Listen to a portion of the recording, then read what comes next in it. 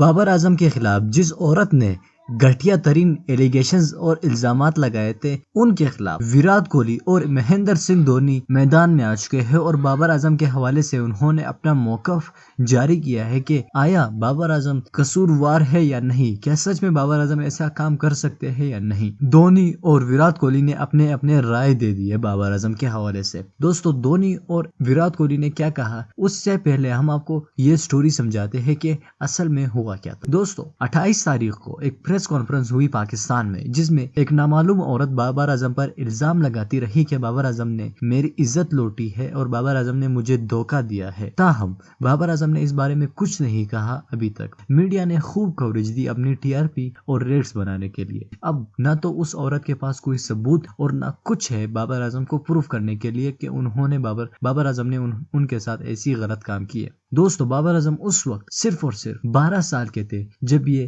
عورت نے الزام لگایا کہ 10 سال پہلے بابر اعظم نے میرے ساتھ یہ کیا۔ اس وقت بابر اعظم صرف اور صرف 12 سال کے ہی تھے۔ تاہم ویرات کوہلی سے سوال کیا گیا آسٹریلوی سیریز کے دوران کہ بابر اعظم آپ کا ایک نہایت ہی قریب دوست ہے، اس کے بارے میں آپ کیا سمجھتے ہیں، تو انہوں نے کہا کہ بابر اعظم ایک سیدھا سادہ آدمی ہے اور کرکٹرز کی عزت کو اچھالنے سے بہتر ہے کہ یہ میڈیا ان لوگوں کو بین کرے اور ان کو آنے ہی نہ دے۔ تاہم دھونی نے بھی اپنا موقف بیان کرتے ہوئے کہا کہ ایسے کرکٹرز جو کہ اپنی سکسیسفل کریئر میں آگے بڑھتے ہیں، ان کے خلاف کافی زیادہ اس طرح کے پروپیگنڈے ہوتے ہیں۔ میرے خلاف بھی ایسے کئی پروپیگنڈے ہوئے ہیں، لیکن میں نے ان پروپیگنڈوں پر دھیان نہیں دیا اور اپنے کریئر میں آگے بڑھنے پر ترجیح دی۔ تاہم بابر اعظم کو بھی ایسا ہی کرنا چاہیے۔ دوستو، بابر اعظم کے لیے دھونی اور ویرات کوہلی کی یہاں پر فل سپورٹ سامنے آ چکی ہے کہ بابر اعظم قصوروار نہیں ہے۔ اب انڈیا سے بھی کافی زیادہ لوگ یہ کہہ رہے ہیں کہ اس کی انویسٹیگیشن ہونی چاہیے۔